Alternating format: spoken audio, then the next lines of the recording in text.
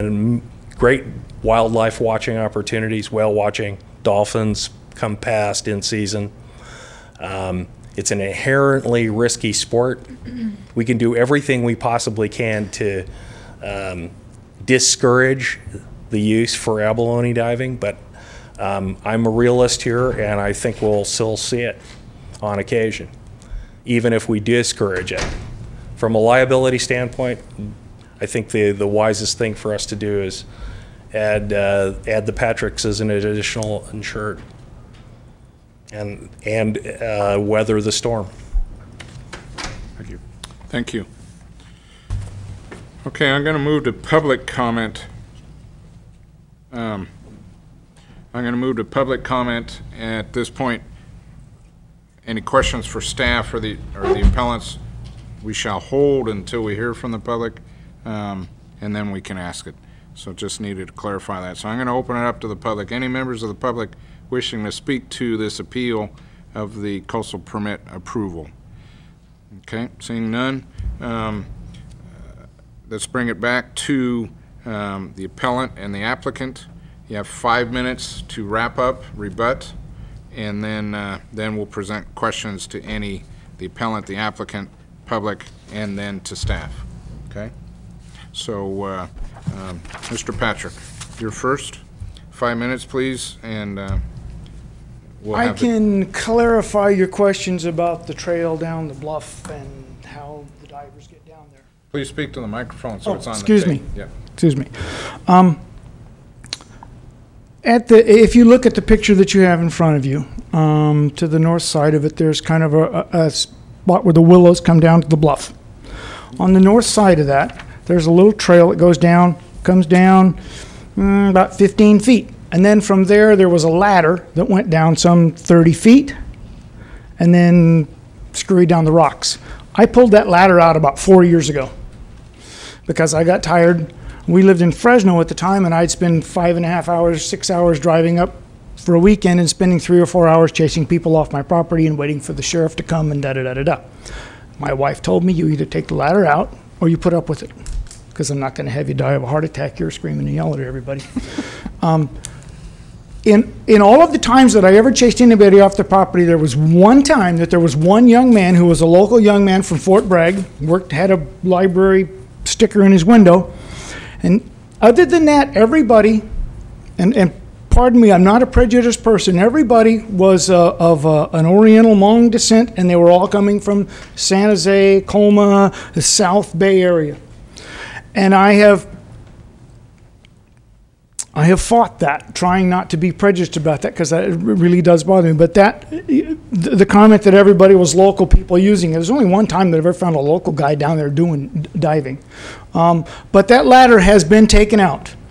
In order for people to get to that point, there are still some guys that throw a rope and go down there. They have not been there when I've been there, but I can see sign and visual of that. In order for them to get across it, they have to come inland on the property about 75 feet to cross that ravine, because where that willow is, it drops off about 35 feet down there. Within the 25 feet of the offer to dedicate, it goes over and then drops into that willow. There's no way people could get across to that point. That is why Mendocino Land Trust has agreed to put a single split rail down across the bluff, and then at the end of that, and then sign it and say end of trail. So there'll be a double split rail, the length, the 1,000 feet, and then across the face and at the end, there'll be a single split rail so as not to interfere with any views or whatever, but enough to say, here's the end of the trail. You're gonna have people going over it. I mean, and that's, yeah. Okay. Okay. Thank you, Mr. Patrick. To the applicant, 5 minutes.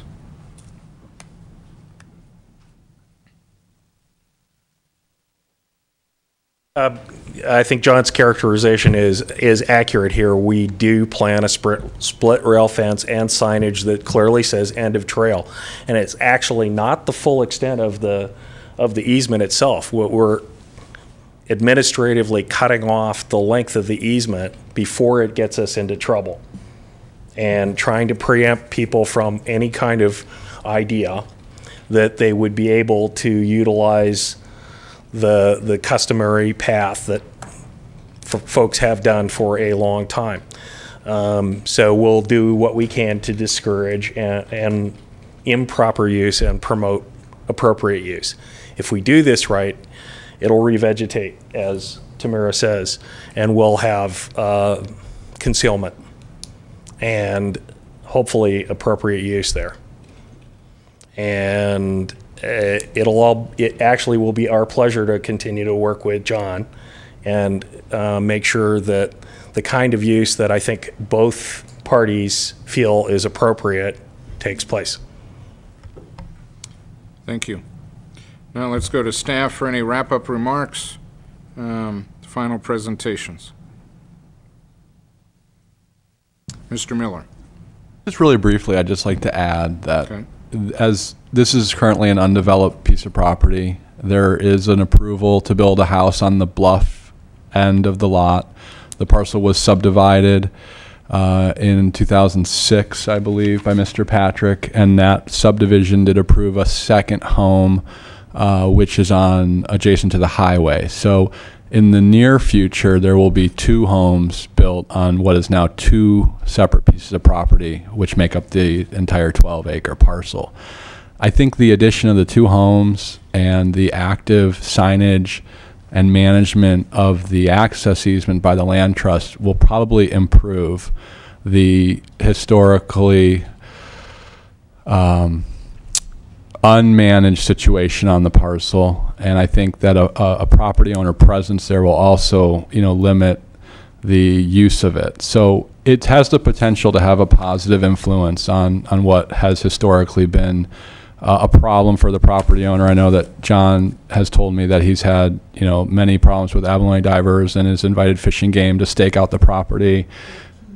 And they have a key to his gate. So I actually am optimistic that I think the addition of the 2 houses, the management of the easement by the land trust, who will be on the property several times a month, I believe, to pick up trash, or at least once a month to pick up trash, should probably formalize what's historically been an unregulated situation. And so we hope it provides us with a good example of how the active management of historically used trails is an improvement. So it could be a beneficial, I keep telling Mr. Patrick, I hope it will be a beneficial impact on what has been an unregulated situation out there.